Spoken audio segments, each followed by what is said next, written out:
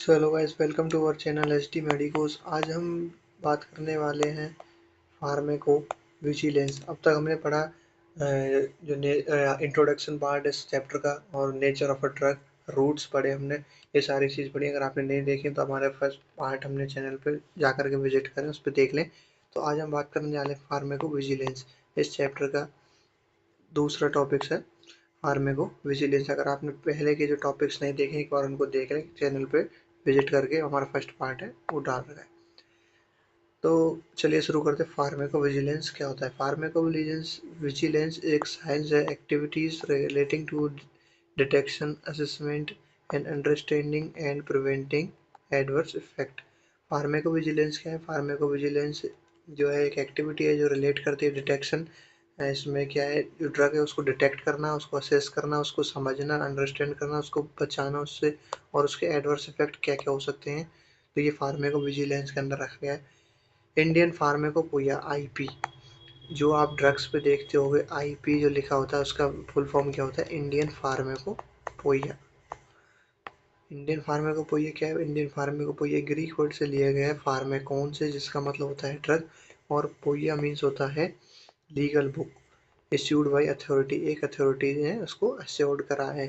तो फार्मेकोपोया का मतलब होता है ड्रग जो कि एक इश्यूड बुक से अथॉराइज करी गई है। अब कुछ लॉज होते हैं ड्रग्स के, कुछ लॉज है ड्रग्स लॉज, जैसे नॉन कंप्लेंस। नॉन कंप्लेंस के अंदर patient discontinue medications due to uncomfortable side effects. अगर कोई पेशेंट है, ये नॉन कंप्लेंस ड्रग लॉज के अंदर आता है।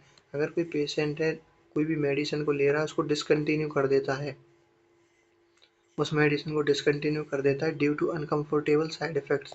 साइड इफेक्ट की वजह से जो पेशेंट है उस गोली या दवाई जो भी है उसको, मेडिसिन को बंद कर देता है, तो वो आएगा नॉन कंप्लेंस ड्रग लॉज के अंदर। पर्सनल बाइस, कुछ ड्रग के लॉ से ये इनको फॉलो करना पड़ता है। अगर किसी को एडवर्स इफेक्ट साइड इफेक्ट हो रहा है तो उनको पेशेंट बंद भी कर सकता है गोलियों को। पर्सनल बाइस है, पर्सनल बाइस नेवर जज द कस्टमर। कभी भी जो भी आपसे जो मेडिसिन खरीद रहा है वो कस्टमर है, उसको कभी भी जज नहीं करना है based on age, sex, caste etcetera. जो ये इम्पोर्टेंट वो होते हैं, फैक्टर्स होते हैं, उनके बेसिस पे अपन को जो कस्टमर है उसको जज नहीं करना है। कोई भी उसके सेक्स को देख कर, कोई भी एज को या उसकी कास्ट को देख करके उसको कभी जज नहीं करना है। नेक्स्ट रहता है counselling on medications. Counselling on medications में रहता है pharmacy have lack of counsels. Pharmacy जो है उसकी लेस ऑफ काउंसल्स होती है। नेक्स्ट रहता है current legislations. Current legislations subject to change with time. कुछ ऐसी समय के साथ चेंजेस भी करते रहना चाहिए। नेक्स्ट आ जाते हैं ड्रग के लॉज। कौन कौन से ड्रग लॉज थे जो कि पास हुए थे? तो इसमें था, पहला लॉ था opium act. Opium act 1878, poison act 1919, dangerous drug 1930, cosmetic act 1940, pharmacy act 1948 में, ड्रग कंट्रोल एक्ट हुआ था 1950 के अंदर, एनडीपीएस एक्ट का हुआ था 1985 के अंदर पास हुआ था। ये कुछ जो है इम्पोर्टेंट ड्रग के लॉज हैं, तो इनको बस नाम को आप याद कर लें, इनके अंदर डिटेल में पढ़ने की कोई ज़्यादा ज़रूरत है नहीं। नेक्स्ट आता है शेड्यूल ड्रग। ये इंपॉर्टेंट टॉपिक है आपका, शेड्यूल ड्रग। ड्रग को किस प्रकार से शेड्यूल करा गया है? ड्रग के कुछ 5 शेड्यूल बनाए गए हैं। ड्रग के 5 शेड्यूल बनाए गए हैं। इसको शेड्यूल वन क्या होता है? शेड्यूल वन होता है drug which currently not accepted for medical use. ऐसी ड्रग जो कि मेडिकल यूज के लिए एक्सेप्टेबल नहीं है। पहले शेड्यूल में वो ड्रग रखी गई है जो कि मेडिकल यूज के लिए नहीं है। नेक्स्ट शेड्यूल सेकंड के अंदर क्या था? Drug with high potential leading to severe psychological and physiological dependency. कुछ ड्रग्स ऐसी होती हैं जिनकी पोटेंशियल कितना होता है, वो हाई होता है, जो कि लीड करती हैं सीवियर साइकोलॉजिकल एंड फिजिकल, जो कि डिपेंड किस पे कर देती है? साइकोलॉजिकली और फिजिकल डिपेंडेंसी कर देती हैं। तो इनका क्या है, ये कुछ सेकंड में कौन सी ड्रग रखेंगी जिनका है पोटेंशियल हाई पोटेंशियल है। नेक्स्ट शेड्यूल थर्ड के अंदर कौन सी ड्रग रखी गई है?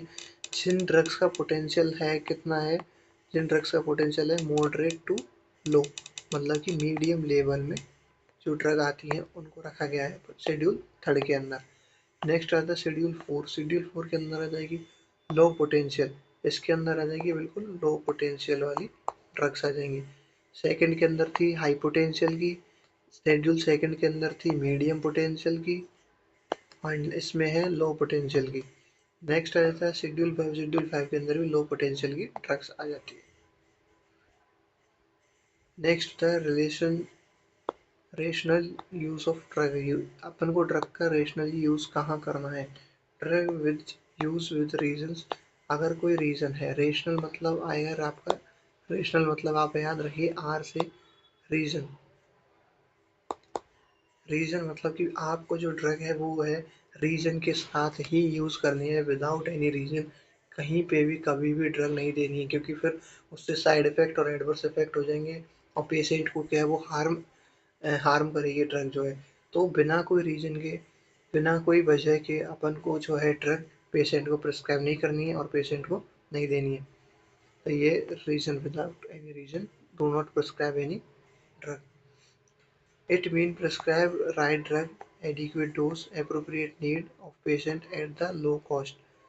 इसका मतलब ये है रेशनल यूज ऑफ ड्रग के अंदर क्या आता है, इसका मतलब अपन को जो है ड्रग प्रिस्क्राइब कर देनी है एडिक्वेट डोज, मतलब कि जितना डोज देना है उससे ओवर डोज नहीं करना है। जितना डोज, जैसे चिल्ड्रंस के लिए अलग से डोज फिक्स होता है, एडल्ट के लिए अलग से होता है, एडल्ट में भी फिर बॉडी वेट को देखते हैं, तो उस हिसाब से जो डोज चाहिए, एडिक्वेट डोज जितनी चाहिए उस डोज का हमको यूज़ करना है। अप्रोप्रिएट नीड होनी चाहिए, जो नीड है अप्रोप्रिएट वो होनी चाहिए to the patient at the low cost, और जो ड्रग है वो ज़्यादा कॉस्टली ना हो, ये भी ध्यान में रखना होता है। नेक्स्ट इसके टाइप होते हैं रेशनल और इरेशनल। रेशनल यूज़ के भी दो टाइप होते हैं। रेशनल जो है, rational use drug with causes. हमको ड्रग जो है रेशनल के अंदर क्या आ जाएगा, रेशनल के अंदर आपको अभी बताया था, रेशनल मतलब होता है रीजन। तो ड्रग कब यूज़ करनी है, ड्रग जो यूज़ करनी है हमको वो यूज़ करनी है विद रीज़न। अगर कोई कारण है तो ही अपन को वो ड्रग यूज़ करनी है। इरेशनल के अंदर आ जाएगा विदाउट कॉज ड्रग। अब ये जो है इरेशनल जो ड्रग्स होती हैं, इरेशनल जितनी भी ड्रग्स होती हैं वो क्या करती हैं, वो पेशेंट को हार्म करती हैं, क्योंकि इनको अपन दे रहे हैं बिना कोई वजह के, विदाउट एनी रीज़न। तो ये जो है, ये जो ड्रग्स किस में कंसिडर की गई है, इरेशनल के अंदर, बिना कोई रीज़न के अपन उनको दे रहे हैं तो वो आ जाएंगी इरेशनल के अंदर। तो ये अपना छोटा सा टॉपिक बच रहा था, तो ये कंप्लीट हुआ। फर्स्ट चैप्टर के अंदर हमने जो है सारा फर्स्ट चैप्टर शॉर्ट में कवर कर लिया है। वैसे तो ये बहुत ही लेंदी चैप्टर है बट इम्पोर्टेंट है। इसके अंदर आपको इंट्रोडक्शन पार्ट इम्पोर्टेंट है, उसको अच्छे से याद रखना है। नेचर ऑफ ड्रग, नेचर क्या होती है वो पिछली वीडियो में बता चुके हैं। सोर्स ऑफ ड्रग वो हम बता चुके हैं। और इसके अंदर फार्मेको डायनेमिक एंड काइनेटिक, ये जो दोनों ये जो टॉपिक है ये बहुत ही इंपॉर्टेंट है इस चैप्टर के अंदर। इसको अच्छे से आप लर्न कर लेना। इसके अंदर थोड़ा कन्फ्यूजन रहता है, वो हमने वीडियो में डिस्कस करा था। आप अच्छे से इन दोनों टॉपिक्स को क्लियर करना, इसके नेचर और सोर्स को याद करना, और इसके अंदर रूट जो होते हैं, रूट ऑफ ड्रग वो भी बहुत इंपॉर्टेंट है। और सिनेरिज्म एंड एगोनिस्ट, जो एंटागोनिस्ट, ये जो टॉपिक्स हैं ये इसके अंदर इंपॉर्टेंट टॉपिक्स हैं, इनको आप अच्छे से याद कर लेना। अगर आपको ये नोट्स चाहिए शॉर्ट में तो आप बता देना हमें, हम आपको ये प्रोवाइड करा देंगे हमारे इंस्टा चैनल पे HD मेडिकोज।